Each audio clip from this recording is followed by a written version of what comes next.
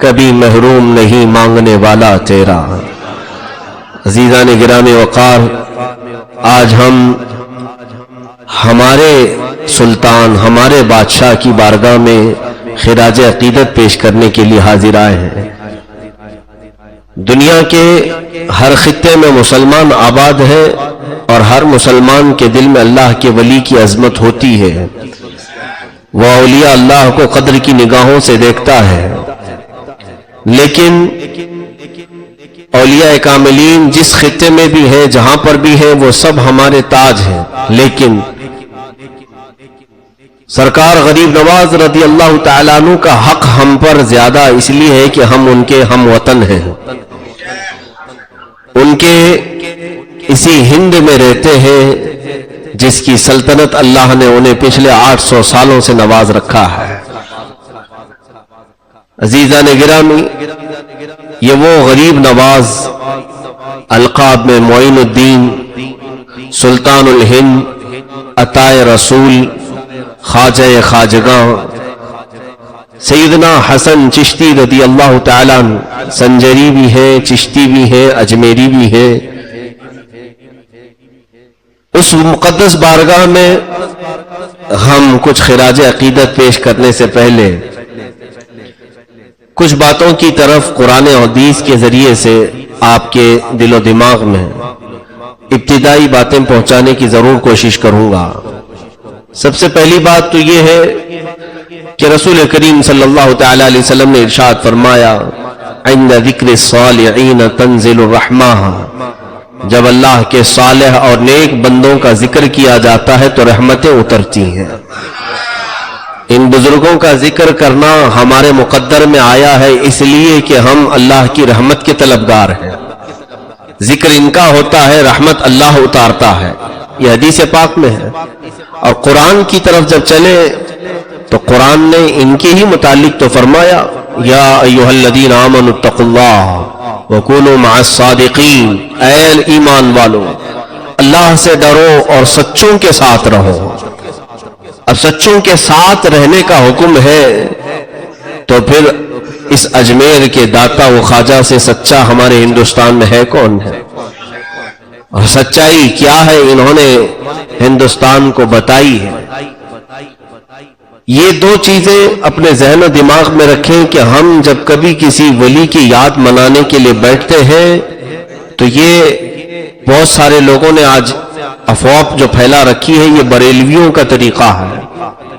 یہ بریلوی عرس منانے والے، اولیاء کی باتیں کرنے والے ہیں۔ کاش وہ اس بات کو سمجھ جاتے کہ یہ عقیدہ بریلی کا نہیں، قرآن کا ہے اور میرے مصطفیٰ کا ہے۔ قرآن نے کہا اولیاء کا ذکر کرو اور ان کے ساتھ رہو، اور قرآن تو یہ بھی کہتا ہے خبردار، اللہ کے ولیوں کو نہ کوئی خوف ہے نہ انہیں کوئی غم ہے۔ اور حدیث پاک میں میرے آقا صلی اللہ علیہ وسلم فرماتے ہیں، جب ذکر کرو گے اللہ کی رحمتیں اتریں گی۔ اور رہی بات دشمنی کی تو سوچنا بھی مت، من عادى لي وليا فقد آذنته بالحرب، اللہ رب العزت خود فرماتا ہے، محبوب آپ فرما دیں جس نے میرے کسی ولی سے دشمنی کی میں اس کو اپنے ساتھ جنگ کرنے کا اعلان کرتا ہوں۔ آئے میرے ساتھ وہ جنگ کرے، مجھ سے لڑے۔ یہ رب ذوالجلال کو گوارا نہیں کہ اس کے دوستوں کو کوئی ستائے، اس کے محبوبوں کو کوئی پریشان کرے۔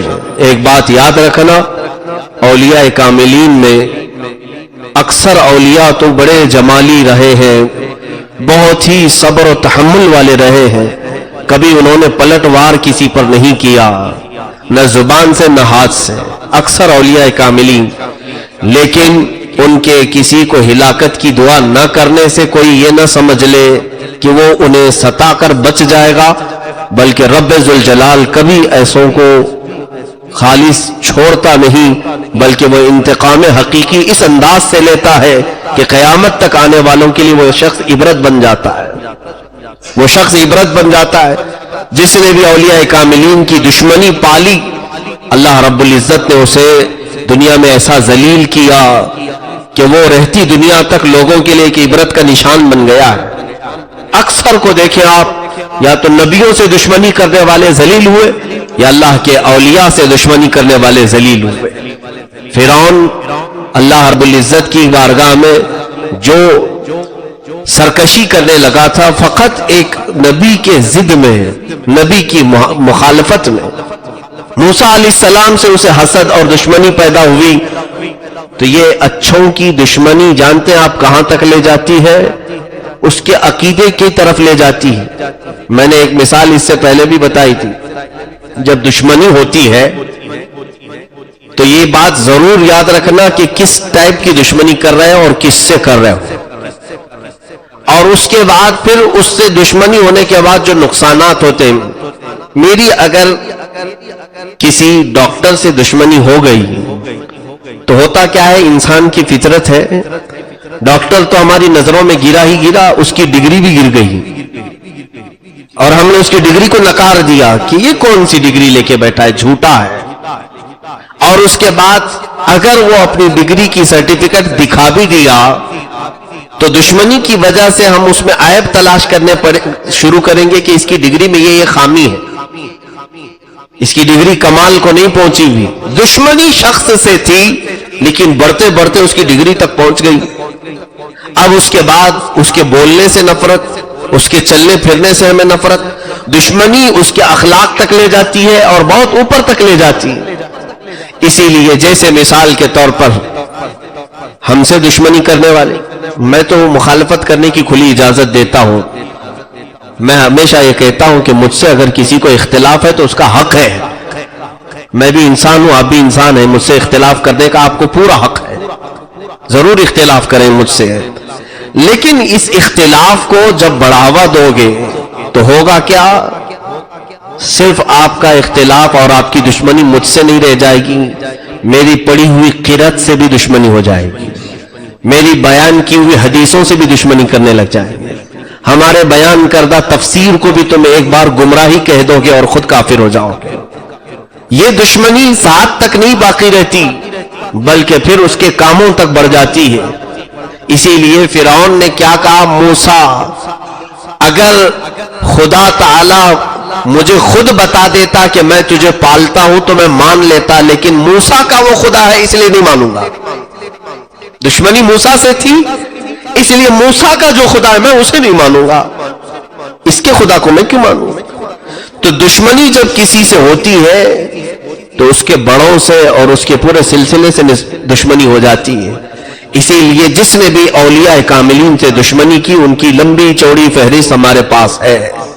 تو پھر انہوں نے تمام اولیاء کو، ان کے مرشدوں کو، ان کے مشائخ کو، ان کے نسب کو گالیاں دینا شروع کیا.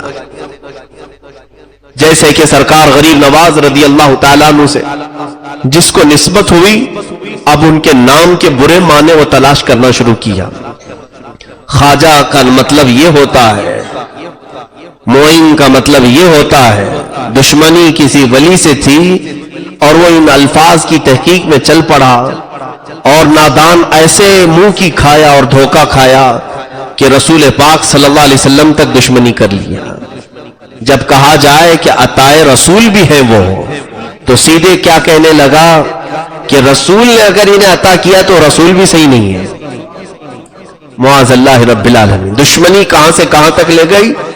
اسی لیے سوچ سمجھ کر کے کسی سے اختلاف کرنا کہ کہیں تمہارا اختلاف تمہیں خدا کی دشمنی تک نہ لے جائے، رسول کی دشمنی تک نہ لے جائے. اولیاء کاملین کی گستاخی اور ان سے دشمنی میرے عزیزوں یہ ہماری ہلاکت کا سب سے بڑا راستہ ہے. جب قرآن نے کہہ دیا کہ ان کے ساتھ رہو تو اسی میں عافیت ہے.